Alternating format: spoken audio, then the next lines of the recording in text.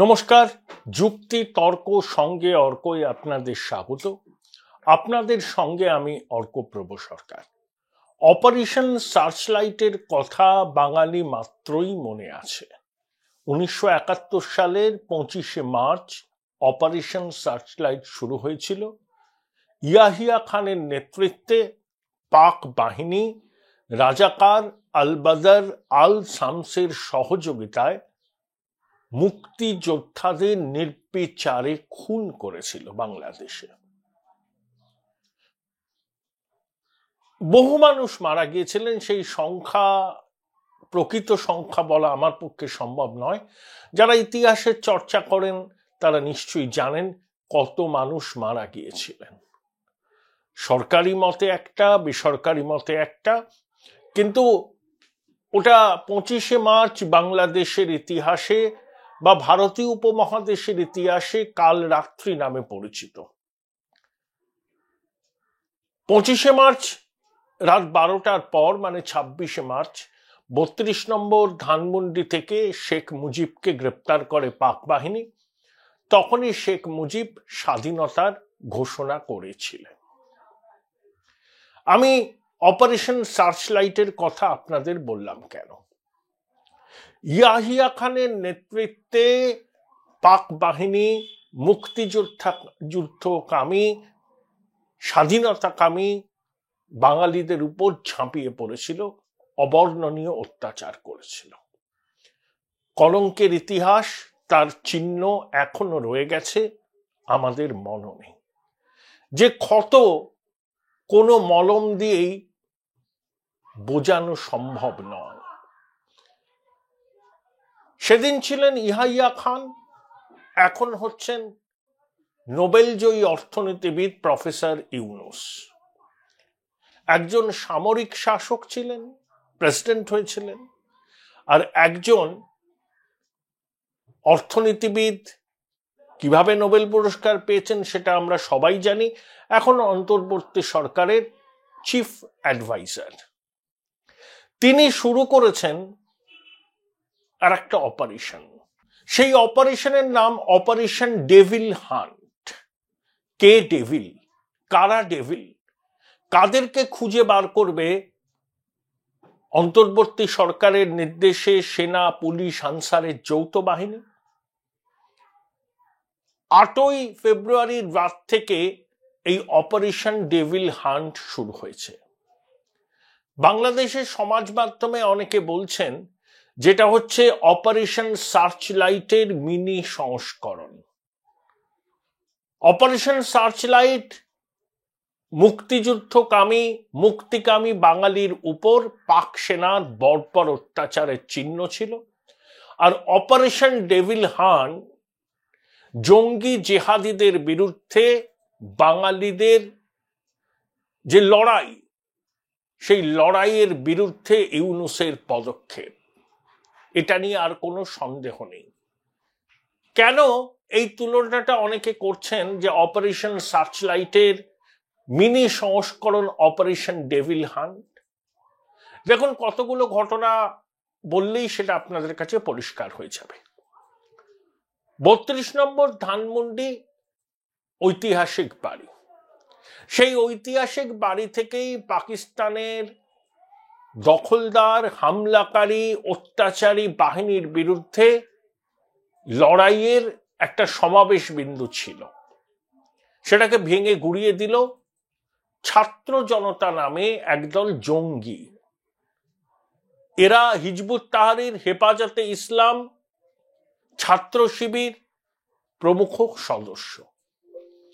এরা আসলে বাংলাদেশকে মবের মুলুকে পরিণত করেছে। এরা যা খুশি করবে, যা ইচ্ছা তাই করবে, লুটপাট করবে, অগ্নিসংযোগ করবে, মহিলাদের প্রকাশ্যে রাস্তায় অপমান করবে, গায়ে হাত তুলবে, বেছে বেছে আওয়ামী লীগের নেতা কর্মীদের বাড়িতে ভাঙচুর চালাবে। সেখানে প্রতিবাদ হলে তখনই তারা বলবে যে স্বৈরাচারীদের দোসররা আবার বাংলাদেশে মাথা চাড়া দিচ্ছে। প্রশ্ন হলো, 32 নম্বর ধানমন্ডি থেকে শুরু করে বাংলাদেশের বিভিন্ন অঞ্চলে যে তাণ্ডব হয়েছে প্রায় 72 ঘন্টা ধরে, তখন সুদি ইউনুস ঘুমোচ্ছিলেন? সেনাবাহিনী ল্যাচ তুলে পালিয়েছে। কোন সেনা পুলিশ কাউকে দেখা যায়নি যে এই ঐতিহাসিক ভবনটিকে রক্ষা করতে এগিয়ে আসতে। বরঞ্চ খোলা ছুট দেওয়া হয়েছিল এই জনতাকে, এই ছাত্র জনতা রূপে জঙ্গিদের, যারা মুক্তিযুদ্ধের স্মারক, মুক্তিযুদ্ধের ঐতিহাসিক নিদর্শনকে ভেঙে গুড়িয়ে তছনছ করতে পারে এবং লুটপাট করতে পারে মবের মুলুক। তারপর গাজীপুরে সাবেক মন্ত্রী মোজাম্মেলের বাড়িতে যখন এই ছাত্র জনতা চড়াও হয়, তখন স্থানীয় মানুষ প্রতিরোধ করেন, এই ডাকাতদের পেটান, কয়েকজন গুরুতর আহত হয়ে হসপিটালে ভর্তি। আমি তাদের দ্রুত আরোগ্য কামনা করি। তারপরেই রূপায়ণ টাওয়ার, যেখানে ওই বৈষম্য বিরোধী ছাত্রদের পশ অফিস, সেখান থেকে দলে দলে ছাত্ররা বেরিয়ে এসে স্বরাষ্ট্র উপদেষ্টা জাহাঙ্গীর আলম চৌধুরীর বাসভবনের উদ্দেশ্যে রওনা হয়, বলে ব্যবস্থা না নিলে স্বরাষ্ট্র উপদেষ্টাকে এক্ষুনি পদত্যাগ করতে হবে।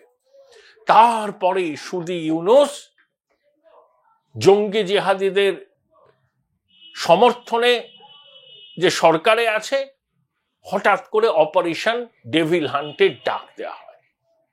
এক সপ্তাহ এগিয়ে আনা হলো অপারেশন ডেভিল হান্ট। এর লক্ষ্য সম্পর্কেই প্রশ্ন উঠছে, অর্থাৎ বেছে বেছে মুক্তিযুদ্ধের পক্ষের শক্তিকে অপদস্থ করা, নির্বিচারে গ্রেপ্তার করা, এটাই তাদের লক্ষ্য। চোখ বুজে ঘুমোচ্ছিল ইউনুস। যখন 32 নম্বর ধানমন্ডিকে ধূলিসাৎ করে দেওয়া হলো, যখন বিভিন্ন অঞ্চলে মানুষ আক্রান্ত হলেন, এমনকি এক অভিনেত্রীর বাসভবন আক্রান্ত হলো, 2জন অভিনেত্রীকে জিজ্ঞাসাবাদের জন্য তুলে নিয়ে যাওয়া হলো, এক মহিলা প্রকাশ্য রাজপথে হেনস্থা হলেন, তার গায়ে হাত পড়ল, তখন ইউনুসের ঘুম ভাঙেনি। যেই সাধারণ মানুষ এই জঙ্গি জিহাদিদের বিরুদ্ধে প্রতিরোধের রাস্তায় নামলেন, তখনই ইউনুসের মনে পড়ল যে এবার ল এনফোর্সিং এজেন্সিকে পথে নামতে হবে, সেনাবাহিনীকে পথে নামতে হবে, অপারেশন ডেভিল হান্ট শুরু করতে হবে। অর্থাৎ পরিকল্পিতভাবে মুক্তিযুদ্ধের চেতনা, আদর্শকে যারা হৃদয়ে বয়ে নিয়ে বেড়ায়, যারা ধর্মনিরপেক্ষতা, গণতন্ত্র এবং সকলের জন্য বাংলাদেশের আদর্শকে বুকে ধরে রাখেন, তাদেরকে চিহ্নিত করে হেনস্থা করা, অপদস্থ করা এবং বিনা বিচারে আটকে রাখার এই গভীর ষড়যন্ত্রের নাম অপারেশন ডেভিল হান্ট। ইউনুসের একের পর এক পদক্ষেপ একটা জিনিস মনে করিয়ে দিচ্ছে যে ইউনুসকে বিশ্বের মানুষ চিনতেন, যে শান্তিতে নোবেল পুরস্কার পেয়েছিল, যে মাইক্রো ফিন্যান্স, মাইক্রো ক্রেডিট নিয়ে সারা বিশ্বের মানুষের কাছে বাণী বিতরণ করে বেড়ান, সেই ইউনুসের প্রকৃত চেহারাটা কি? অন্তর্বর্তী ঘৃণা, মুক্তিযুদ্ধের পক্ষের শক্তির বিরুদ্ধে ঘৃণা, মুক্তিযুদ্ধের বিরোধী শক্তিকে বাংলাদেশে রাজত্ব করতে দেওয়ার জন্য কি মরিয়া Yunus. Join Indian Institute of Hotel Management now. Right choice, right decision. যখন বাংলাদেশ জুড়ে সনাতনীরা আক্রান্ত হলেন, যখন চট্টগ্রামের হাজারি গলিতে তৌহিদি জনতা ভাঙচুর করলো, সেনাবাহিনী নাবালকদের সাবালক সাজিয়ে গ্রেপ্তার করলো, যখন চিন্ময় প্রভু বিনা বিচারে জেলে আটকে থাকেন, তখন সুদি ইউনুসের আইনের শাসন প্রবর্তন করার বিষয়টা মাথায় থাকে না।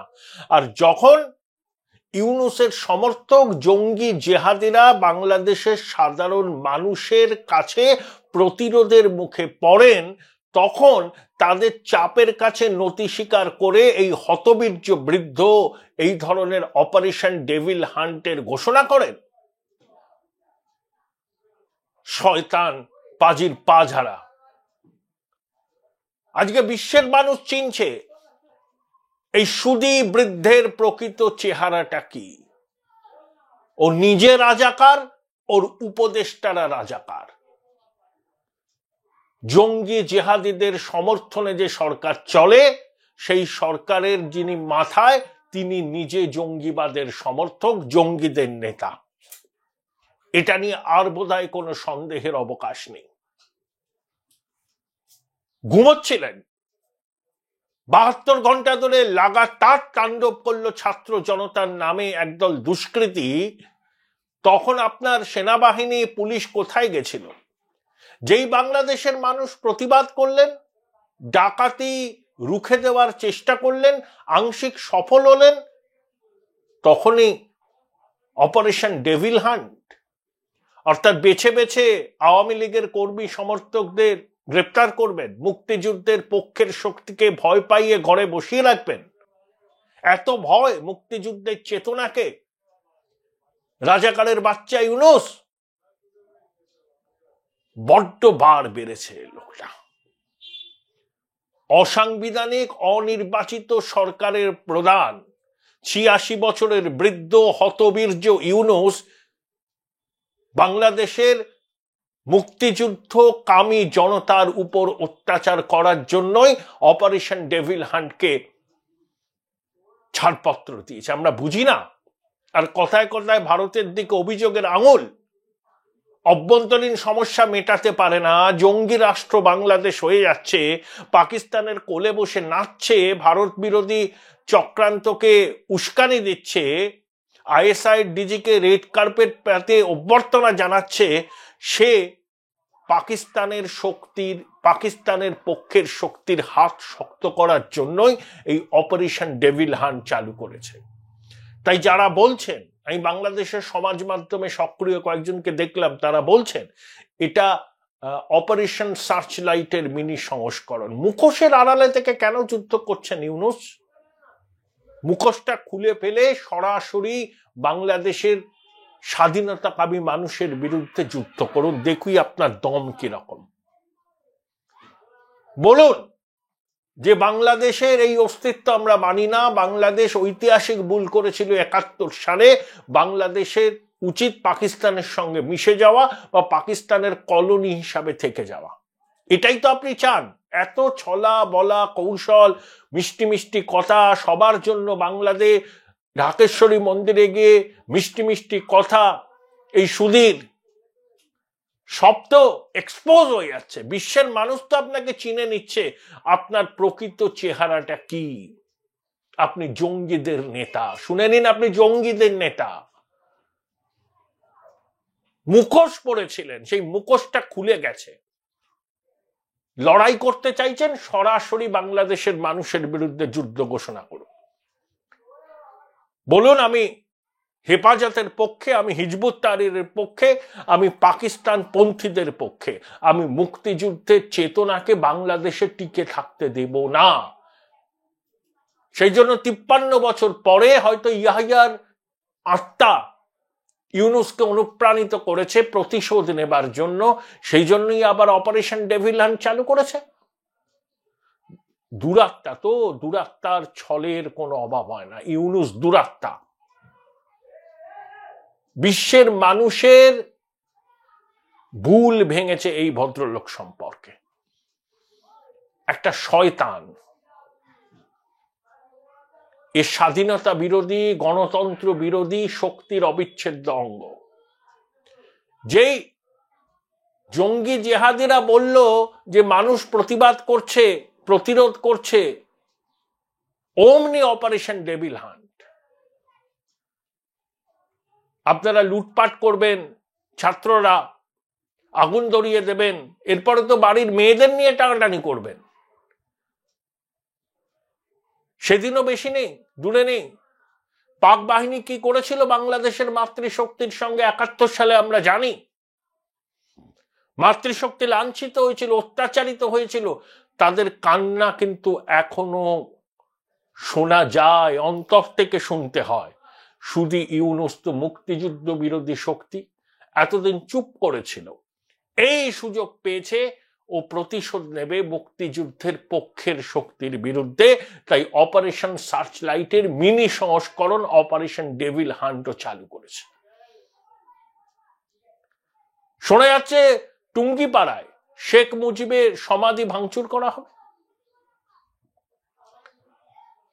এটাই নাকি লক্ষ্য। মির্জা ফখরুল ইসলাম আলমগীরের জামাই অস্ট্রেলিয়া থেকে টুঙ্গিপাড়ায় শেখ মুজিবুর রহমানের সমাধি ভেঙে গুড়িয়ে দেওয়ার আহ্বান জানিয়েছেন। শোনা যাচ্ছে জামাত, হিজবুত, হেফাজত এবং বিএনপির একটা অংশ রাতের অন্ধকারে টুঙ্গিপাড়ায় শেখ মুজিবের সমাধিতে হামলা চালিয়ে ভেঙে গুড়িয়ে দেবে। আওয়ামী লীগ নাকি এই পরিকল্পনার আগাম আঁচ পেয়ে তারা নিজেরাও মরিয়া যে কোনো মূল্যে টুঙ্গিপাড়ায় শেখ মুজিবের সমাধিকে তারা রক্ষা করবে।